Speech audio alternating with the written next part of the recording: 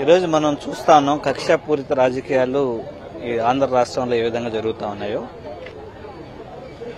మనం దాదాపుగా గత 6 నెలలకు మునుపు టీటీడీలో నిర్వహిస్తున్నటువంటి గోశాలలో జరిగినటువంటి ఆవుల మరణాల మీద మాజీ తిరుమల తిరుపతి దేవస్థానం చైర్మన్ కరుణాకర్ అన్న కొన్ని వ్యాఖ్యలు చేయడం జరిగింది. 100కు పైగా గోవులు మరణించడం జరిగింది గత సంవత్సరం ఏప్రిల్ నుంచి ఈ సంవత్సరం మార్చి వరకు అని. దానికి సంబంధించినటువంటి ఎవిడెన్స్ ఫోటోలతో సహా చూపించడం జరిగింది.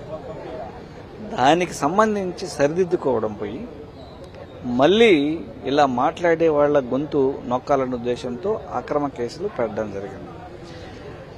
దీనికి ఈ ఆవుల మరణాల మీద టీటీడీ చైర్మన్ గారేమో 20 గోవులు చనిపోయినాయని స్టేట్మెంట్ ఇచ్చారు. ఈఓ గారేమో 43 గోవులు చనిపోయినాయని ఆయన స్టేట్మెంట్ ఇస్తారు. ముఖ్యమంత్రి గారేమో అసలు గోవులే చనిపోలేదని ఆయన ప్రకటన చేశారు.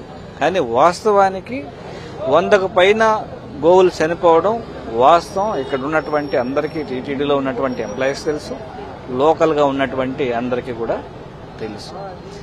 ఏదో ఒక డైవర్షన్ చేసి మెడికల్ కాలేజెస్ సంబంధించినటువంటి ఇష్యూని డైవర్ట్ చేయడం కోసం ఇప్పుడు దీన్ని తెర మీదకి తీసుకురావడం, ఇవన్నీ చూస్తా ఉంటే సమస్య మూలాలని గుర్తించి వాటిని పరిష్కరించడం వదిలేసి ఏదో ఒక కేసు పెట్టి ఎవరు మాట్లాడుకుంటా పోతారన్నది పొరపాటు. అక్రమ కేసులకి వైఎస్ఆర్ కాంగ్రెస్ పార్టీకి సంబంధించినటువంటి లీడర్లు అందున కరుణాకర్ రెడ్డి గారు భయపడే ప్రసక్తే లేదు. ఏదైనా కూడా సమర్థవంతంగా ఎదుర్కొంటారు.